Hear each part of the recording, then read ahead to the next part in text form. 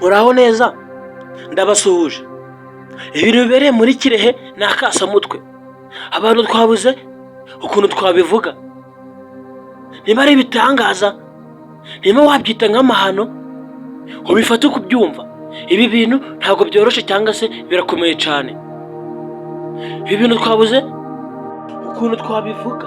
Ikaze muri breaking news igezweho kuri uyu mugoroba. Ugeze kuri channel bwa mbere, wibuka gukanda subscribe, like, share ndetse na comment kugira ngo video uzajye uzibonera igihe cyangwa se uzibone mu ba mbere.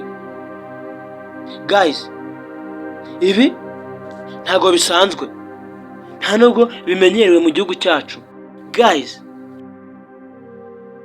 aya ni amakuru agezweho muri uyu mugoroba, hatangiye gucishwa ku mbuga nkoranyambaga zigiye zitandukanye. Abantu barumiwe cyane, ibintu biteye ubwoba. Kirehe cyane cyane abatuye ku mupaka wa Rusumo babumiwe mu buryo buteye ubwoba cyane. Ndebera nawe ibintu bihabereye. Abantu basigaye bapakira inzoka mu modoka nk'abapakiye ibirayi, cyangwa se nk'abapakiye inka.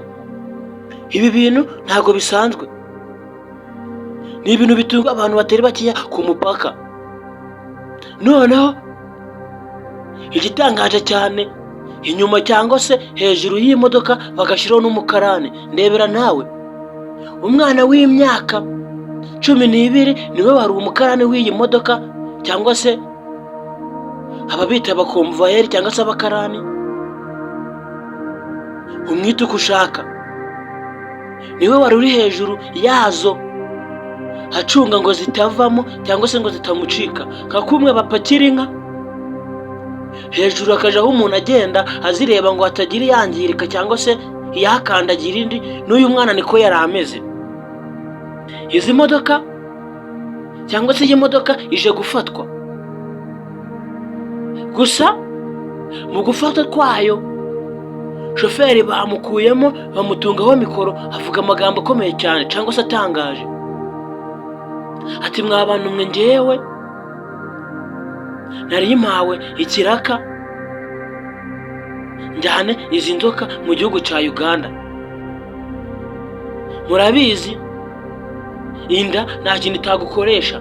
Ibi bintu nabikoze mbizi, kuko nabonaga nta yandi mahitamo yo kubona amafaranga cyangwa se yo kubona umugati. Mbikora bishaka, nishimye cyane. Nahawe akazi na boss. Ibi murabizi ko aba boss baduha akazi tugatwara imizigo tuyijyana mu gihugu cyo hanze. Abajijwe impamvu yanyuze mu Rwanda cyangwa se yihaye kunyura kuri uyu mupaka, umva amagambo yashubije. Yumvaga ko cyangwa se yavuze ko ku mupaka wa Rusumo cyangwa se hano muri Kirehe kunyura akagera mu gihugu cya Uganda ariko byari kumworohera cyane kugira ngo agereyo vuba. Aka kana ko nta kintu kavuze, nta kintu yavuze. Uyu mwana bamuretse, ndetse imodoka ubu tuvugana iracyari ku mupaka wa Rusumo. Bategetse kuyisubiza inyuma igasubirayo, bakareba ahandi hantu bajya kunyura bakava mu gihugu cy'u Rwanda. Ibi ntabwo babyemera. Yaje gufatwa, avuga ko aho yanyuze mu nzira nta muntu wigeze umuhagarika n'umwe. Iyi ni breaking news igezweho muri aka kanya, ariko gucicikana ku mbuga nkoranyambaga zigiye zitandukanye. Ibitangazamakuru byahita bifotora amafoto aracicikana, ndetse babivugiraho ibintu byinshi cyane. Njye mwari kumwe muri breaking news, nitwa Pacifique. Mugire ibihe byiza, ndabakunda cyane.